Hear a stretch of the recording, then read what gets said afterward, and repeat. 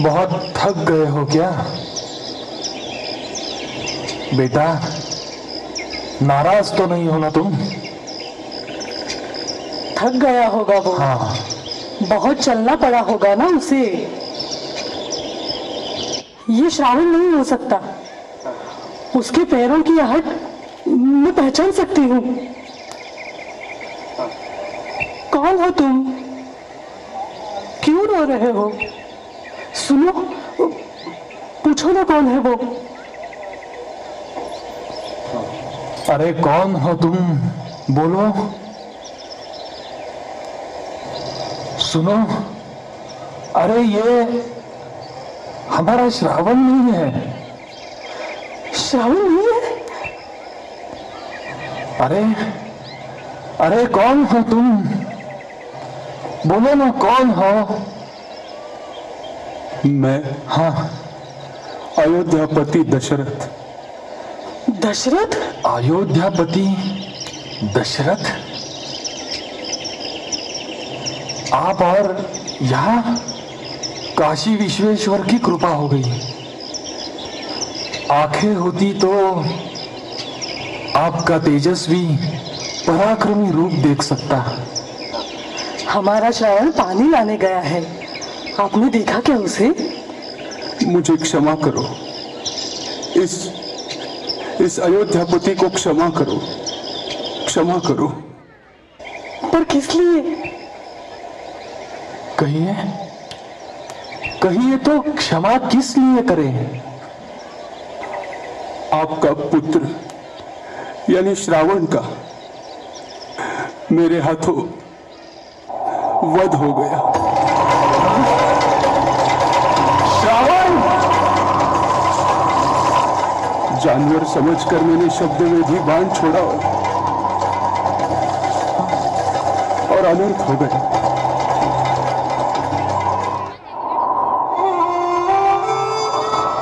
गलती से हुआ हो फिर भी ये अपराध ही है, याद रखना। तुम अपराधी हो।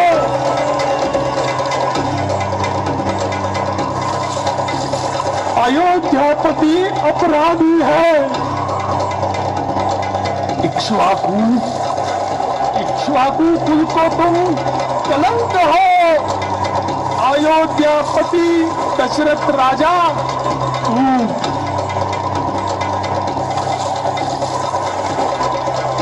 तुम अपराधी हो, अपराधी हो।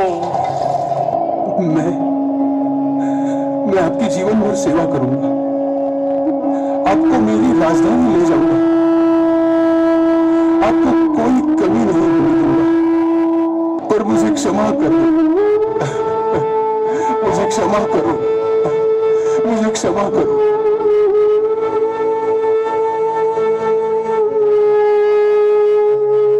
असंभव, असंभव। राजा तुम अपना सारा राज्य मुझे दान में दे दोगे, लेकिन मेरा श्रावण मुझे वापस नहीं मिलेगा। मेरा श्रावण मुझे वापस नहीं मिलेगा।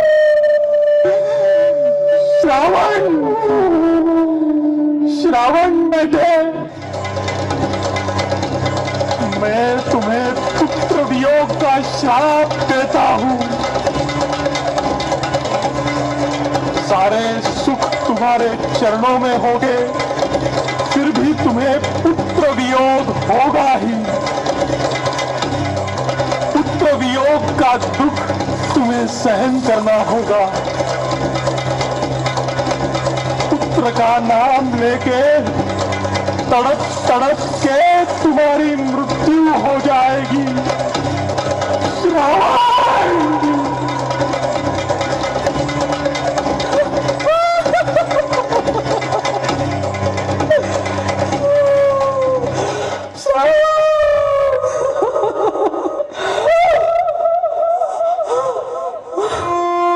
माती,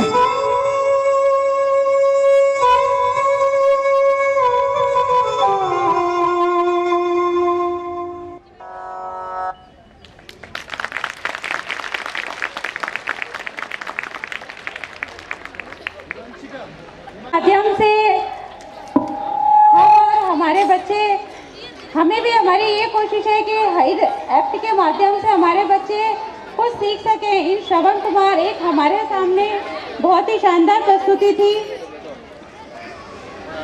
हमारे बीच में जो हमारी माननीय अतिथि विराजमान है और मैं यहाँ से देख रही हूँ कि उनकी आंखों से आंसू लगातार बह रहे हैं इस एक्ट को देखकर। तो हमें लगता है कि मेरे पास शब्द नहीं है, वो ये है कि इसी तरह के प्रोग्राम से हम भी और हमारे बच्चे भी प्रेरित होकर इन्हीं संस्कारों को आगे बढ़ाते रहें। आगे इसी प्रोग्राम की कड़ी को आगे बढ़ाते हुए अब मैं इनवाइट करूंगी माँ सरस्वती जो ज्ञान की देवी है, उनका पावक दिवस है और बसंत पंचमी का वह दिन है जो शुक्ल पक्ष की पंचमी को मनाया जाता है और सभी इस दिन माँ सरस्वती की आराधना करते हैं। तो चलिए हम भी कार्यक्रम को आगे बढ़ाते हैं। Temple of knowledge. घर की एक एक ईंट में शामिल उनका खून पसीना, सारे घर की रौनक उनसे, सारे घर की शान पिता। मेरी इज्जत, मेरी शोहरत, मेरा रुतबा, मेरा मान है पिता, मुझको हिम्मत देने वाले मेरे अभिमान है पिता। सारे रिश्ते उनके दम से, सारी बातें उनसे है, सारे घर के दिल की धड़कन, सारे घर की जान पिता। शायद रब ने देकर भेजा फल ही अच्छे कर्मों का, उसकी रहमत, उसकी बेमत, उसका है वरदान पिता। Thank you. रोने लगती हूँ, चुप तो मुझे कराती है, माँ मेरे मित्रों में सबसे पहले तू ही आती है। एक बार जोरदार तालियां हो जाए हमारी इस नन्ही मुन्नी बालिका के लिए जिसने बहुत ही अच्छी प्रस्तुति दी है अपने मम्मी पापा के लिए। एक बार जोरदार तालियां हो जाए। अंधी होती हूँ, मुझे रोज नहलाती है, तब मैं रोने लगती हूँ, मुझे चुप कराती है, माँ मेरे मित्रों से सबसे पहले तू ही आती है। का व्यक्तित्व काफ़ी प्रभावशाली ओजस्वी से भरा हुआ, उनका चेहरा, उनके चेहरा देखने से ही हमको बड़ी ऊर्जा मिलती है। और मैं उनको चाहूँगा कि एक बार आप स्टेज के ऊपर पधारें और बच्चों को, हमारे माता पिता को, सबको आशीर्वचन प्रदान करें।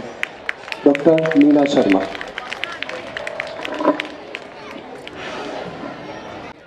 तेरी नवल तरुणता नव बसंत है माँ शारदे, नव नव विलास उपजत अनंत है माँ शारदे। अरे आज तो फूल के संग कली इतरा रही है, अरे आज तो फूल के संग कली इतरा रही है, मैं भी फूल बनूंगी शर्मा रही है, मैं भी फूल बनूंगी शर्मा रही है। जीवन महकता रहे आप सभी का उम्र भर, अरे जीवन महकता रहे आप सभी का उम्र भर, संदेश यही वो समझा रही है। महकते जीवन में बसंत बहार, अरे महकते जीवन में बसंत बहार, बरसती रहे आपके जीवन में पल पल प्रेम की फुहार, पल पल प्रेम की फुहार। आनंद कंदन नंदन प्रभु श्रीनाथ जी की नगरी और मेवाड़ की धरा पर सुशोभित महाराणा प्रताप की तपोभूमि और राजसमंद जिले के नाथद्वारा तहसील से मैं डॉक्टर नीना शर्मा यानी भागवत आचार्य के रूप में आप सबके दिल में बैठे हुए मेरे श्रीजी बाबा के चरणों में वंदन करती हूँ और आप सभी का अभिनंदन करती हूँ। कहते हैं जब कृपा प्रभु की होती है संयोग स्वयं बन जाते हैं और अपनों का स्वागत करने के अवसर स्वयं मिल जाते हैं। ऐसा ही एक सुंदर अवसर, अरे ऐसा ही एक सुंदर अवसर इस आंगन में आया है, इसीलिए तो इसने निमंत्रण आप सभी को भिजवाया है, आप सभी को भिजवाया है। मैं भागवत आचार्य के रूप में आप सभी के सम्मुख आई हूँ, लेकिन अगर मेरा परिचय दूं तो मैं आप ही के नाथद्वारा की बहू हूँ।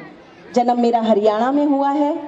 अगर आप सभी अवगत हैं, सुरेंद्र शर्मा हास्य कवि से पद्मश्री से जो सम्मानित हैं वो मेरे मामा हैं और रही बात हरियाणा से जन्म के बाद मैं मेवाड़ में एजुकेशन, क्योंकि मेरे दादाजी मेयो कॉलेज के साइंस के लेक्चरर थे, जहाँ से नजरुद्दीन शाह अपने ज़माने के और श्रीदेवी की दोनों बेटियां पढ़ी हैं, तो मैं उस ददिहाल से हूँ और आपके ससुराल के आपके यहाँ की बहू हूँ।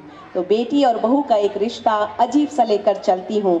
लेकिन कहते हैं कि क्या क्या ना सितम सहती हैं ये बेटियाँ, अरे क्या क्या ना सितम सहती हैं ये बेटियाँ, फिर भी ना शिकवा ना शिकायत ना शेखियाँ। अरे क्या क्या ना सितम सहती हैं ये बेटियाँ, फिर भी ना शिकवा ना शिकायत ना शेखियाँ। बातें हो बताने की, अरे बातें हो बताने की छिपाती सी ये बेटियाँ, अरे बातें हो बताने की छिपाती सी ये बेटियाँ, ये सहमी सी बेटियाँ, ये सिहरी सी बेटियाँ, ये सहमी सी बेटियाँ और ये सिहरी सी बेटियाँ। अरे बाबुल के दर को छोड़कर अपनाती दर, अरे बाबुल के दर को छोड़कर अपनाती पराया दर। अरे मझधार की धार में पतवार है ये बेटियां, एक इशारा है ये बेटियां, एक सहारा है ये बेटियां, एक इशारा है ये बेटियां, एक सहारा है ये बेटियां। इसी वीर रस में मेरी कविता का थोड़ा सा परिचय। लेकिन अगर मेरे ठाकुर को लेकर चलूं आपको नाथ द्वारा के श्रीजी बाबा की नगरी में, तो श्रीनाथ जी के पास लेके चलूं, तो श्रीजी बाबा के पास आप जाएंगे तो मेरा एक लड्डू गोपाल तनिक सा बैठा हुआ आपको दिखाई देता है। और जहाँ जहाँ तक मैं समझती हूँ कि आप सभी नाथ द्वारा से अगर हैं, तो श्रीजी बाबा के साथ लड्डू गोपाल आपके घर में जरूर सेवा के रूप में विराजमान होंगे। चाहे खेलते खालते हैं कि पुष्टि मार्ग से पुष्ट है, पर उन दोनों में अंतर है। अगर खेलता खाता लड्डू गोपाल भी आपके घर में है, तो देखिए मेरा लड्डू गोपाल वो तनिक सा कैसा है। हे लड्डू गोपाल, हे बाल गोपाल, आपका तनिक सा स्वरूप है और तनिक से स्वरूप पे तनिक सा मुकुट है और तनिक से मुकुट पे तनिक सा मोरपंख है और तनिक से मोरपंख में तनिक सा चंद्रमा है, तनिक सी आपकी अखियां हैं, तनिक सी आपकी कपोले हैं, तनिक सी आपकी दतुलियां हैं और तनिक सी आपकी उंगलियां हैं और तनिक सी उंगलियों में तनिक सा माखन है, तनिक सी आपकी कमरिया है और तनिक सी कमरिया में तनिक सी लकुटिया है, तनिक से आपके चरण है और तनिक से चरण में तनिक से नुपुर है। तनिक मेरे पास तो आइए प्रभु, मेरे तनिक से हृदय में तनिक विराजिए प्रभु, तनिक मेरा भी मोक्ष हो जाए, तनिक मेरा भी उद्धार हो जाए। अब देखिए मेरे शाम को मैं कैसे रखती हूँ। जब मैं उससे प्यार ही करने लगी हूँ तो उसको किस तरह से रखती हूँ कि शाम गति शाम मति शाम ही है प्राणपति। अरे शाम गति शाम मति शाम ही है प्राणपति और शाम जिए शाम ही है शामो बिनु नाही जिए। अरे शाम जिए शाम ही है शामो बिनु नाही जिए। अरे आंधी की सी लाकड़ी आधार शाम नाम है, अरे आंधी की सी लाकड़ी आधार शाम नाम है। उधो तुम भय बोरे पाती लेके आए दौड़े, उधो तुम भय बोरे पाती लेके आए दौड़े। अरे जोग कहाँ राखूं यहाँ रोम रोम शाम है जी, रोम रोम शाम है जी, रोम रोम शाम है। मेरे शाम को मैं इस तरह से प्यार करती हूँ। लेकिन यहाँ पर मैं हूँ गुरु इंस्पेक्शन एकेडमी के थ्रू, तो वहां पर कह दूं कि गुरु गोविंद दोहू खड़े काके लागू पाए। अरे गुरु गोविंद दोहू खड़े काके लागू पाए, बलिहारी गुरु आप रे गोविंद दियो बताए, बलिहारी गुरु आप रे गोविंद दियो बताए। यहाँ मातृपितृ के तहत आप सभी हैं। यहाँ जो आज 14 फरवरी का दिन है, आज से विगत 5 साल पहले अगर हम निगाह डालें तो वैलेंटाइन डे का ज़्यादा शोर था। इस शोर को कम करने के लिए हमने मातृ पितृ पूजन दिवस मनाया। एक प्रश्न आपकी तरफ उछालती हूँ, क्या एक ही दिन मातृ पितृ पूजन से वो दिवस तो ठीक है, क्या हमारे माता पिता रोज की पूजा के अधिकारी नहीं हैं? अगर रोज की पूजा के अधिकारी हैं तो मैं कहती भी हूं कि रोज का काम रोज करने से रोज नहीं आता। एक सिर्फ नुक्ता लगाया है मैंने, ज के नीचे सिर्फ नुक्ता लगाने से ये अंतर आ गया कि रोज का काम रोज करने से रोज नहीं आता। तो हमारा एक दिन का मातृ पिता का पूजन नहीं होता। आपने ताली बजा ही दी है तो कह दो बुजुर्गों की उंगलियों में कोई ताकत ना थी। अरे बुजुर्गों की उंगलियों में कोई ताकत ना थी, लेकिन जब मेरा शीश झुका और उनके चरणों में कांपते हाथों ने जब रखा मेरे सिर पर हाथ, तो लगा मुझे जमाने भर की दौलत मिल गई, लगा मुझे जमाने भर की दौलत मिल गई। ऐसी ही दौलत को पाने के लिए हम सब यहीं पर बैठे हैं।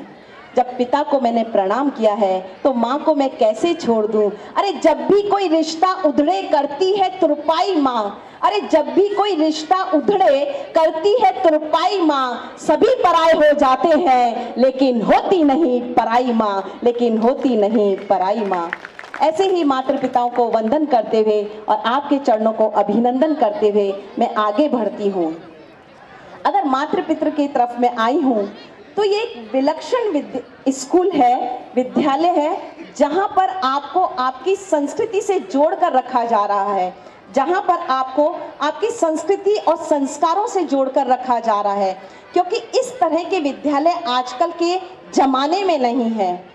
अरे ये वो मंदिर है जो ये मंदिर कहता है, ज्ञान का ये वो मंदिर है जो कहता है आ दे मुझे तेरे लाल को, सबसे पहले मैं तेरे लाल को मैं इंसान बना दूं। आज के जमाने में इंसान नहीं बन रहे हैं, हम डॉक्टर बना रहे हैं, इंजीनियर बना रहे हैं, सब बना रहे हैं, लेकिन इंसान नहीं बना रहे हैं। एक मेरी कथाओं में मैं कहानी कहती हूँ कि दो माँ थी और अपने बच्चे को स्कूल से लेने के लिए जा रही थी। एक माँ का बच्चा भी आया, दूसरी माँ का बच्चा भी आया, वहीं एक कचरा उठाने वाला भी था। एक माँ ने अपने बच्चे से कहा, देख मैं तेरे से कहती हूँ ना, तू पढ़ाई कर ले, पढ़ाई कर ले, तू पढ़ाई नहीं करेगा तो इसका जैसा बनेगा। लेकिन दूसरी माँ कहती है कि देख मैं तुझसे कहती हूँ ना, तू पढ़ ले बेटा, पढ़ ले, अगर तू पढ़ गया तो इन जैसों की मदद कर पाएगा, इन जैसों की मदद कर पाएगा। यही अंतर है कि हम हमारे बच्चे को शिक्षा क्या दे रहे हैं। तो फर्स्ट आ, फर्स्ट आ, फर्स्ट आ। अरे विद्यालय बहुत से हैं जो बहुत सी बाहरी साज सज्जा से हैं। मेरा ठाकुर बाहरी साज सज्जा से नहीं निर्मित होता।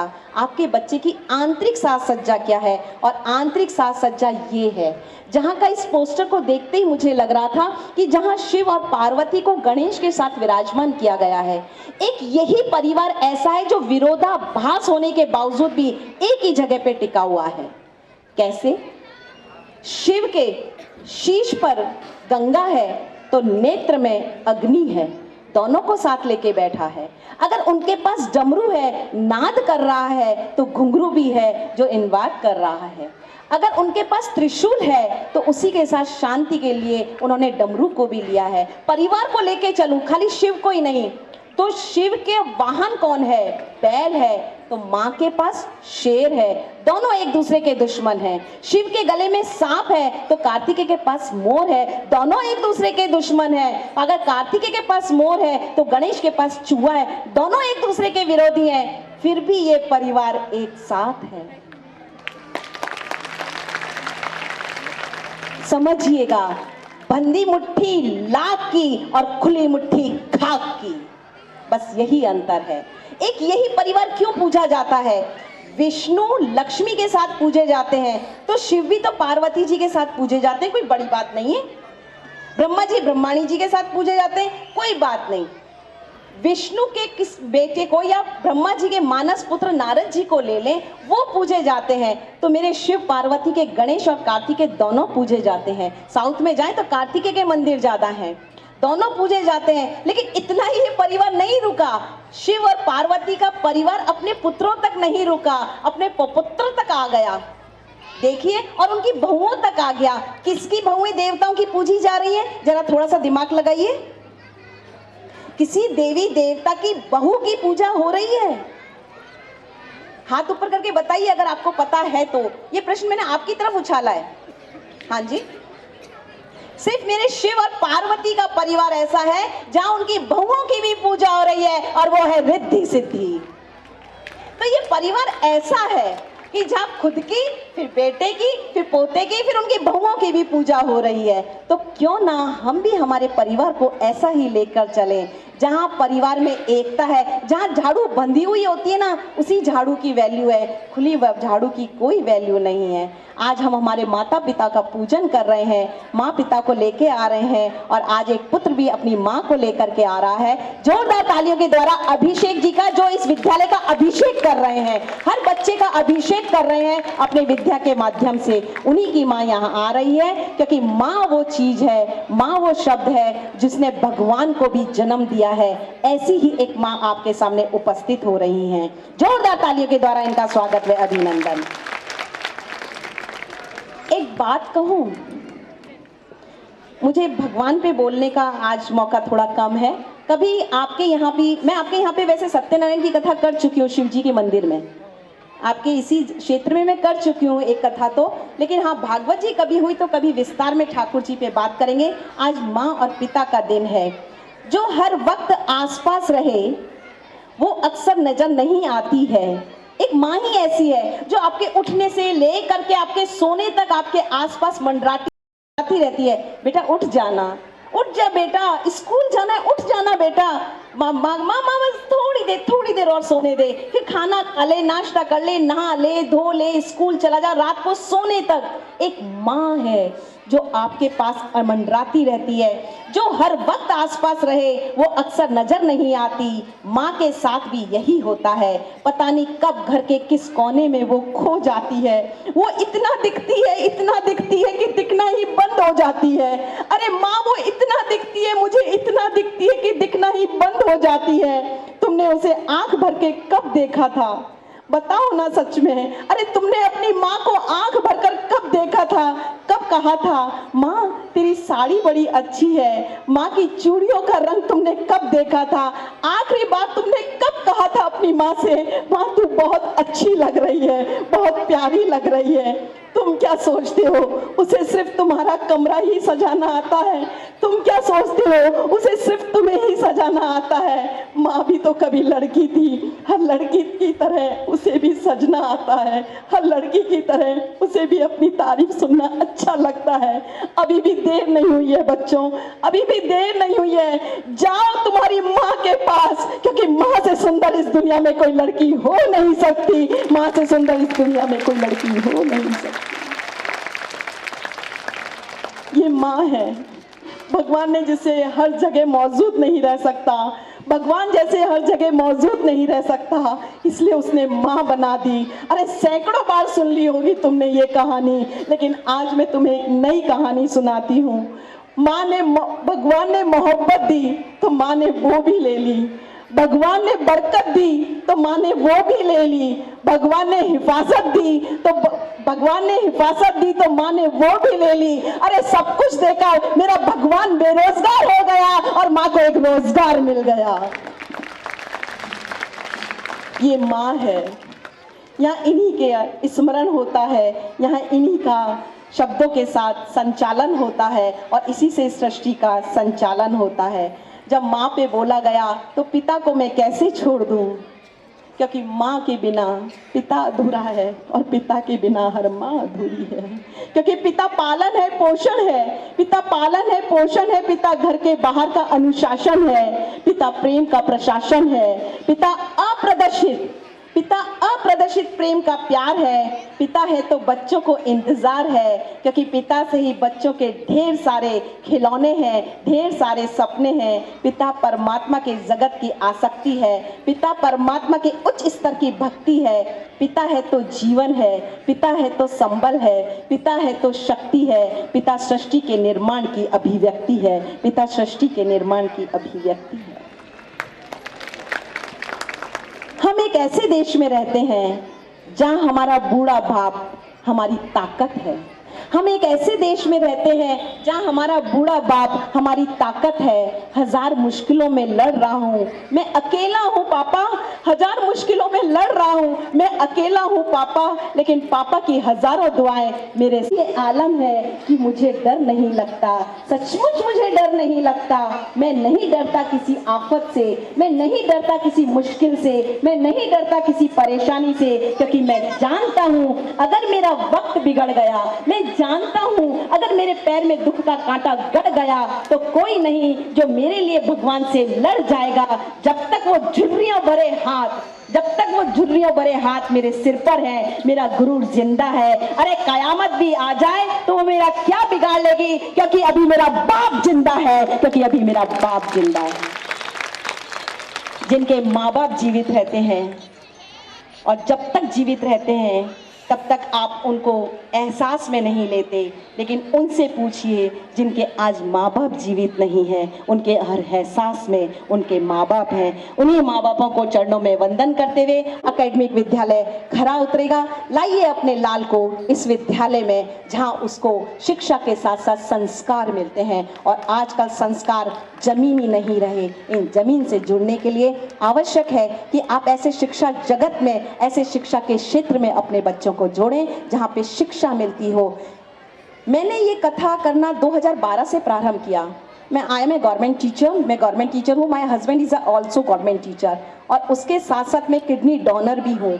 मैंने मेरी किडनी मेरे हस्बैंड को दी थी, तो 2018 की ये बात है। आज मुझे 5 साल हो गए किडनी डॉट 24 टाँकों के साथ मैं कथा करती हूँ।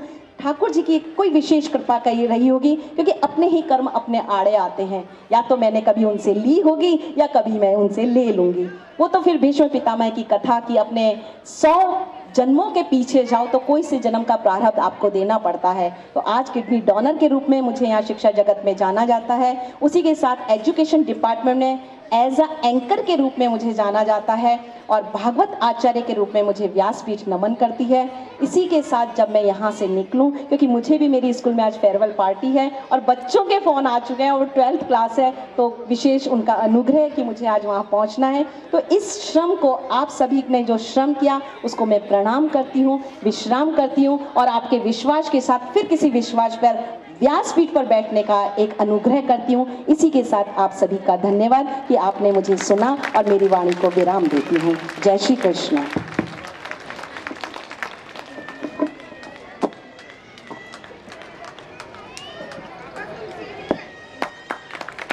ये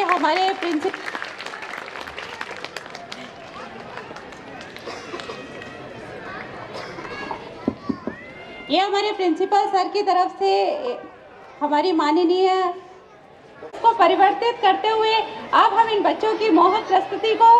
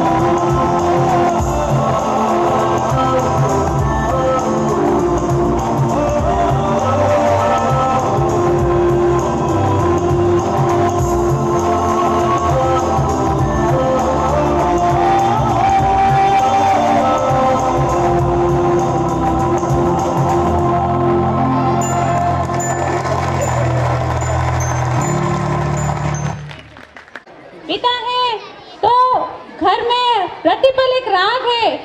पिता माँ की बिंदी, चूड़ी और सुहाग है।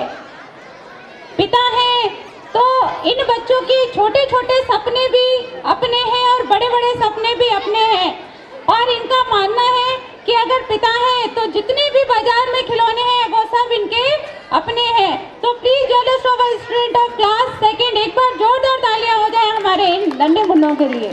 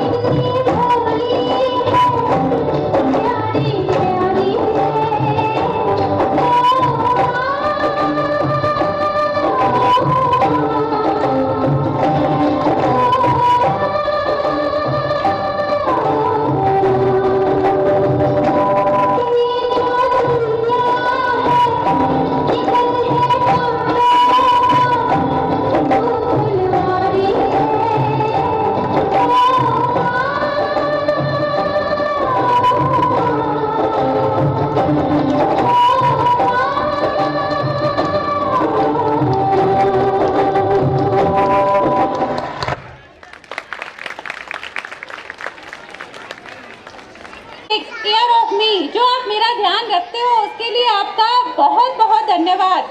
And fulfilling my every little need, वो थैंक्स कर रहा है, धन्यवाद दे रहा है मेरी माँ को, जो कि मेरी छोटी से छोटी जरूरत को पूरा करती है। I could not be luckier कि मैं भाग्यशाली नहीं हो पाता अगर आप मेरे जीवन में नहीं होते। तो कुछ ऐसी ही भावात्मक प्रस्तुतियाँ चलती रहेंगी हमारे साथ, आप तालियों के साथ जुड़े रहिए। तो एक बार जोरदार तालियां हमारे इन नन्हे मुन्नों के लिए।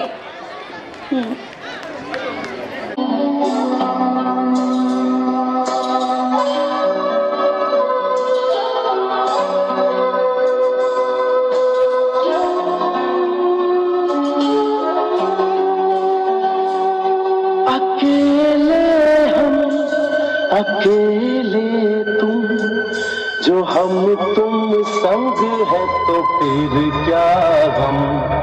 तू मेरा दिल, तू मेरी जान, oh I love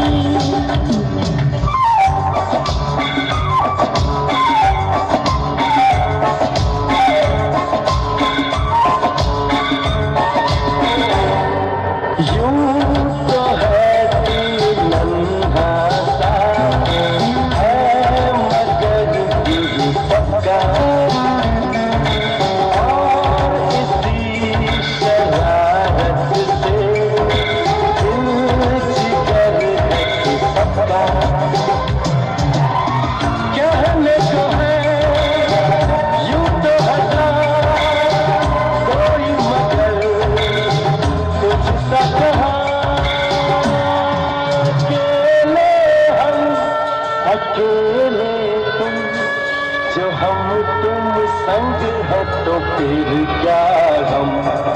तू मेरा दिल, तू मेरी जान,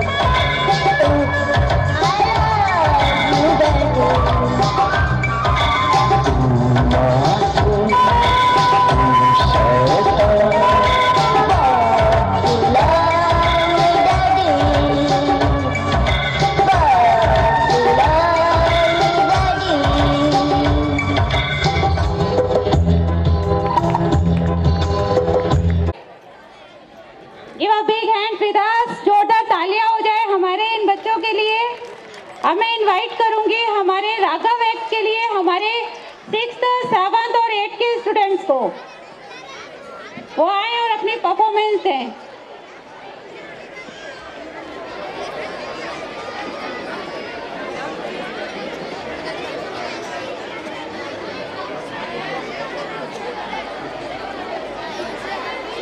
इस कार्यक्रम को आगे बढ़ाते हुए प्रश्न रख देते हैं, तो क्या ये सही है?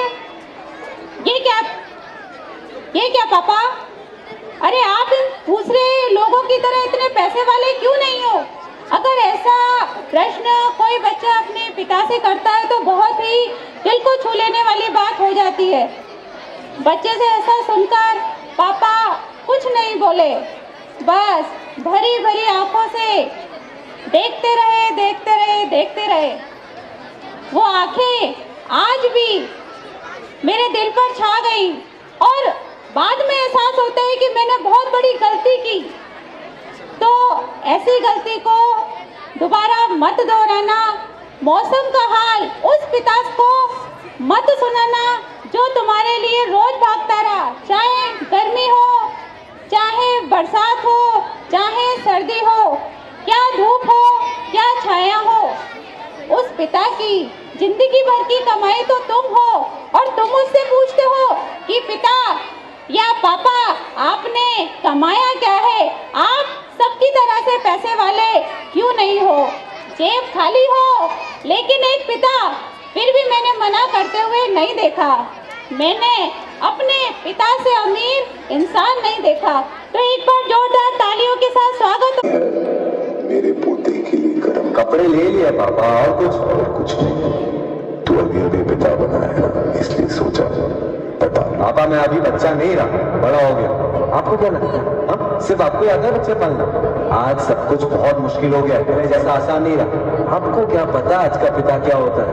मैं अभी बिजी हूँ, बाद में बात करता हूँ, ठीक है?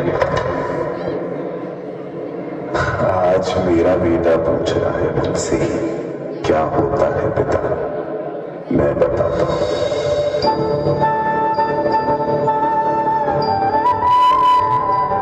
पिता वो होता है जो खाली पेट तुम्हारा पेट भरता है, बिना सोए तुम्हें सुलाता है, तुम अपनी जिंदगी जियो उसके लिए, हर पल खुद की जिंदगी भूल जाता है। पिता मकान को घर बनाता है, पैसे चाहे कम हो लेकिन अपना बटवा पूरा दिखाता है, खुद के चप्पल खिस खिस के चाहे फट जाए लेकिन तुम्हारे लिए नहीं जूते जरूर लाता है। पिता तुम्हारी हंसी के लिए मरता है, तुम्हारी खुशी के लिए मरता है, तुम कामयाबी की सीढ़ी बेझिझक चढ़ो उसके लिए रोज बस बढ़ते ही जाता है। पिता कम बोलता है, गुस्सा होता है, शक्ति दिखाता है, डांटता है, मारता है, गिराता है, लेकिन उसके बाद संभालता भी है।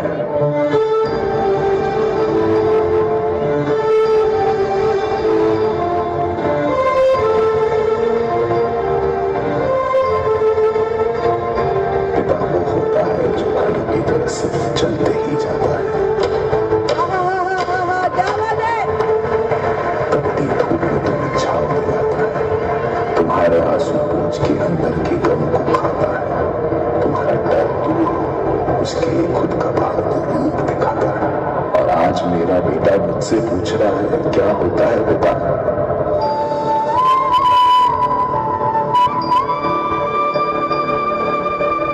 मैं ये सब इसलिए नहीं बोल रहा हूँ क्योंकि मुझे हमदर्दी चाहिए ना, इतना कमजोर नहीं हूं मैं बस ये बताना चाहता हूँ कि बुढ़ापे से लोग इसलिए नहीं डरते क्योंकि मौत करीब होती है।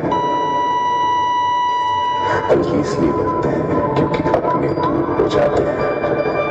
अर्थी तो सबकी होती है, लेकिन जब उस वक्त बेटा खड़ा होता है तब वो मौत जिंदगी से बढ़कर होती है। बचपन में तुम जिद करते थे पापा से झूला झूलाने की, और आज एक पिता बेटे से जिद कर रहा है अपनी मरे हुई तस्वीर पर हाथ चढ़ाने की।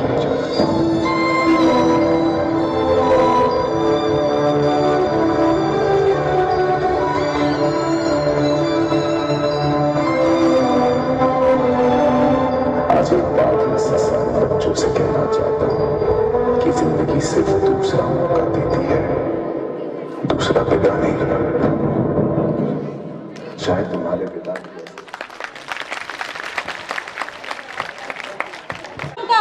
जो कि एंड वक्त पर काम ना आ सके। एक पिता कहना चाहता है कि जब मैं रिटायर होऊंगा तो मुझे किसी बात की चिंता नहीं है, क्योंकि अगर उसके पास में उसके बच्चे हैं, साथ में उसके बच्चे हैं, तो वो बड़ी शान से कह सकता है कि भगवान की कृपा से मेरे तो 4 बेटे हैं और वो ही मेरे अनमोल रत्न हैं। मेरे लिए तो ये 8 बाजू ही काफ़ी हैं।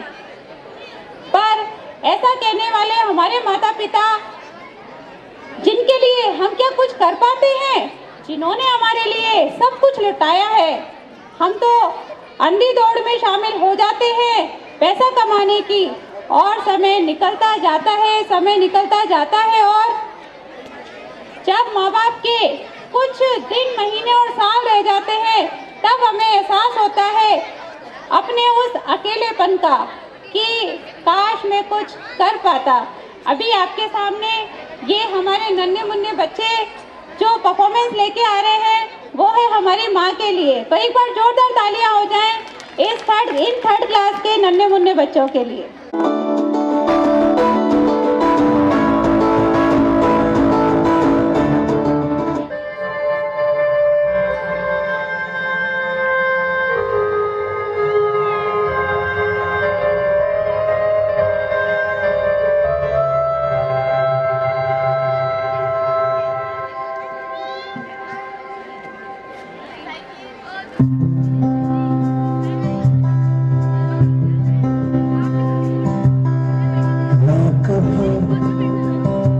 बतलाता नहीं, पर अंधेरे से डरता हूँ मैं।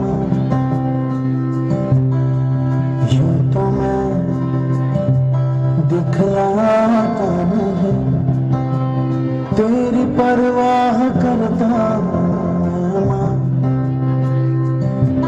तुझे सब है पता है ना, तुझे सब है पता।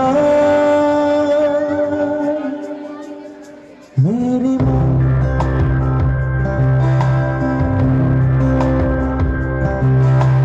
भीड़ में यूं न छोड़ो मुझे, घर लौट के भी आना पड़ूंगा। भेजना इतना दूर मुझको तो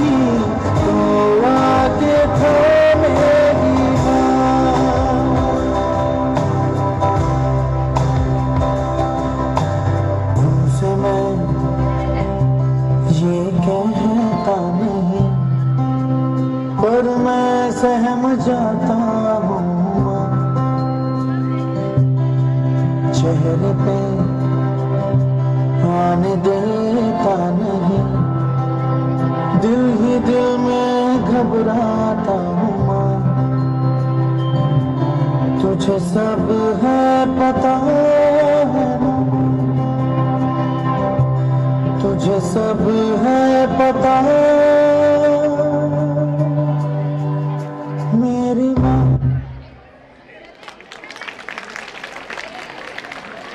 होकर हम सबके लिए किए, बिना माँ बाप के प्यार के, उनके दुलार के और क्या माँ की डांट फटकार के आज कोई भी बच्चा खुद बन सकता है? मेरा मानना ये है कि नहीं बन सकता। बच्चों के लिए ये सभी बहुत ज़रूरी हैं। धन्यवाद देना चाहते हैं हमारे बच्चे उस पिता का जो कि एक विशाल वृक्ष बनकर हमेशा उसकी छाया देने के लिए खड़ा ही रहता है।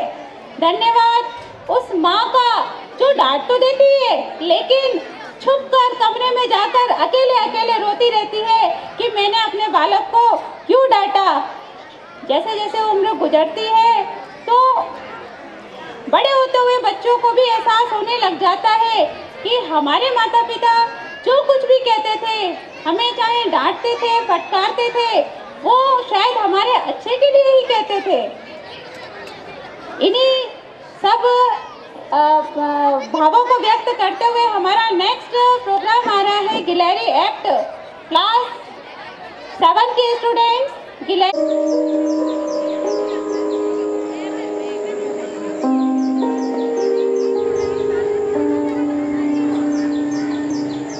वो क्या है बेटा?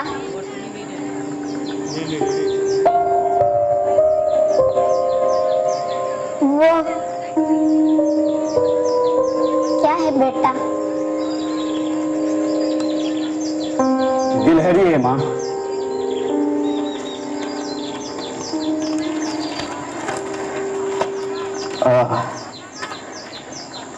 माँ,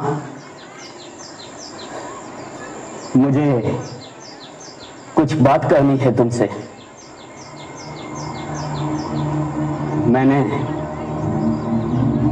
मैंने और सुनीता ने शादी करने का फैसला कर लिया है। भगवान तुम दोनों को खुश रखे। आज ही सुनीता को दे देना।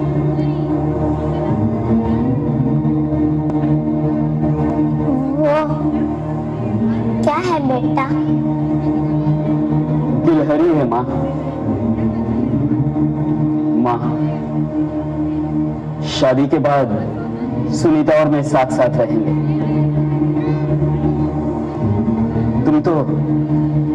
तुम तो जानती हो ना माँ, ये शहर कितना महंगा है। मेरा और तुम्हारा गुजारा तो कैसे भी हो जाता है, पर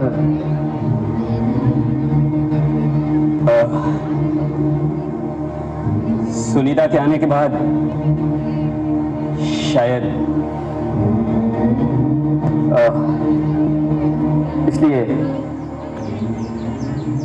इसलिए हम चाहते हैं कि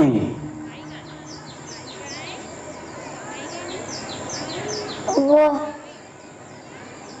क्या है बेटा? गिलहरी।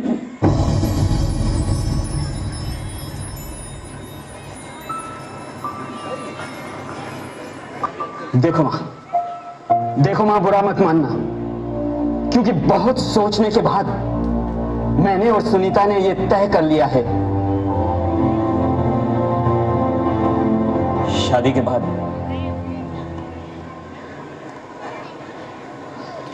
बाद हम तुम्हें साथ नहीं रख पाएंगे।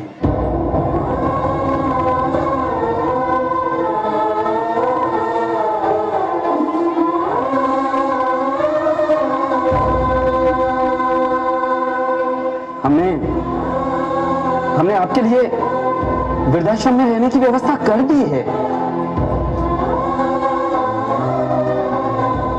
वो क्या है बेटा? कितनी बार बताऊंगी वो गिलहरी है। वो क्या? गिलहरी, कितनी बार समझाऊं, क्यों समझ में नहीं आता है तुम्हें?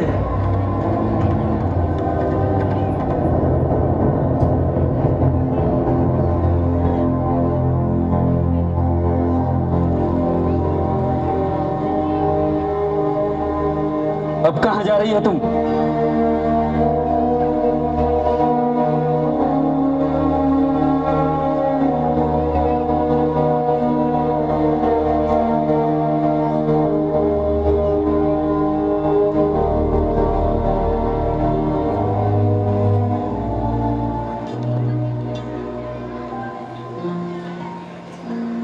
तारीख 15 अप्रैल 1975। आज मेरा बेटा थोड़ा जोर से पढ़ो।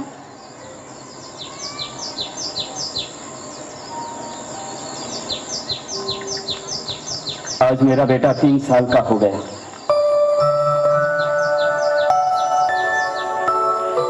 मैं उसे घुमाने के लिए पार्क में ले गई। हम बैठे हुए थे और अचानक एक गिलहरी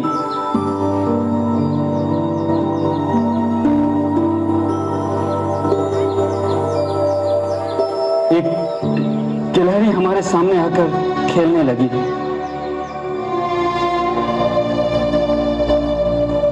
मेरे बेटे ने मुझे 21 बार पूछा, वो क्या है?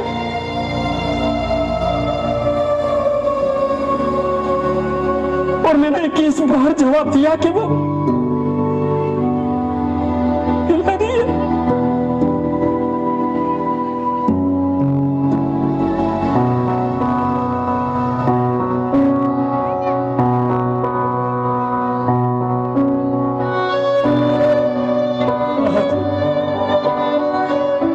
मुझे महसूस हुआ कि इस संसार में अगर मैं सबसे ज्यादा प्यार करती हूं तो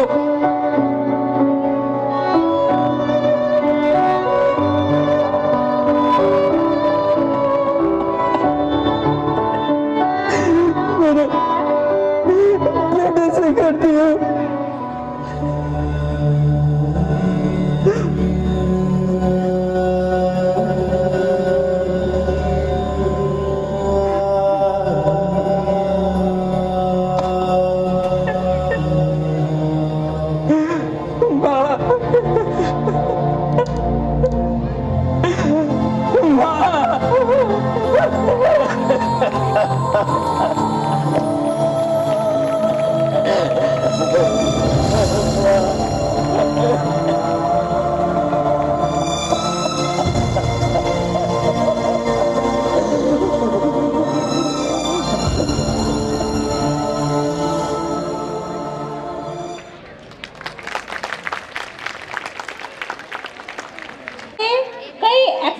रखता है, तो क्या एक माँ बाप अपने बच्चों से अपेक्षाएं नहीं रख सकते?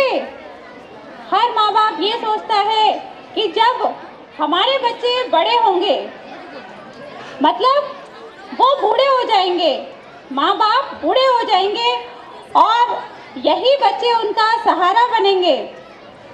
ऐसे समय में जब उन्हें सहारे की जरूरत होती है तो हम नहीं कह सकते हैं, सभी का मैं नहीं कहूँगी, लेकिन कहने में बड़ी शर्म आती है कि माँ बाप को बोझ समझा जाने लगता है। यदि एक पिता अपने बेटे की जिंदगी का फर्स्ट स्टेप उठाने में, जब बच्चा चलना सीखता है तो उस समय उसको मदद होती है उस उंगली की जो माँ की उंगली हो या पिता की उंगली हो, तो वही बेटा क्या जब माँ बाप बूढ़े हो जाते हैं तो उनकी उंगली थामकर, उनकी हाथ थामकर क्या उनका सहारा नहीं बन सकता है? कुछ ऐसे ही परफॉर्मेंस को लेकर आ रहे हैं हमारे ये नन्हे मुन्ने बच्चे, जैसा कि अपने पौधों को सींचते हैं, ना सिर्फ अपने पेड़ से, उसके साए से भी प्यार करते हैं, क्योंकि उसे उम्मीद है एक रोज जब वो जिंदगी से थक जाएगा, यही साया उसके काम आएगा।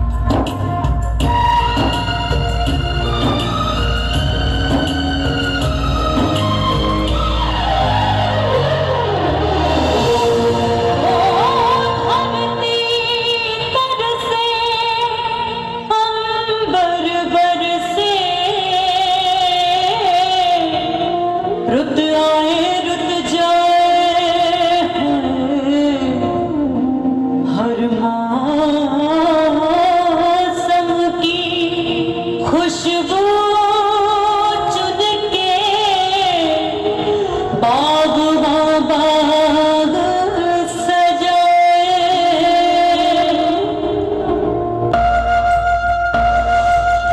नमस्ते जी, मुझे शर्मा कहते हैं। ओह नमस्ते, मेरा नाम सरोज है। मैं बस 7 दिन के लिए यहाँ रहने आई हूँ। वो क्या है ना, अगले हफ्ते बेटे को काम से बाहर जाना था, तो मेरी देखभाल करने के लिए कोई नहीं था। सरोज जी, कहते तो सभी यही हैं, लेकिन यहाँ से कोई जाता नहीं। नहीं नहीं, मेरा बेटा ऐसा नहीं है, बल्कि अभी फोन करके पूछती हूँ कि ठीक ठाक घर पहुँच गया।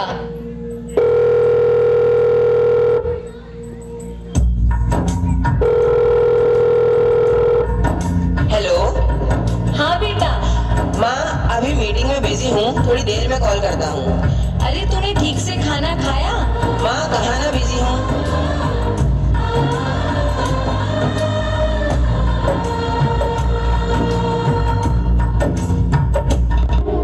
बागों के हर फूल को अपना समझे बागवान।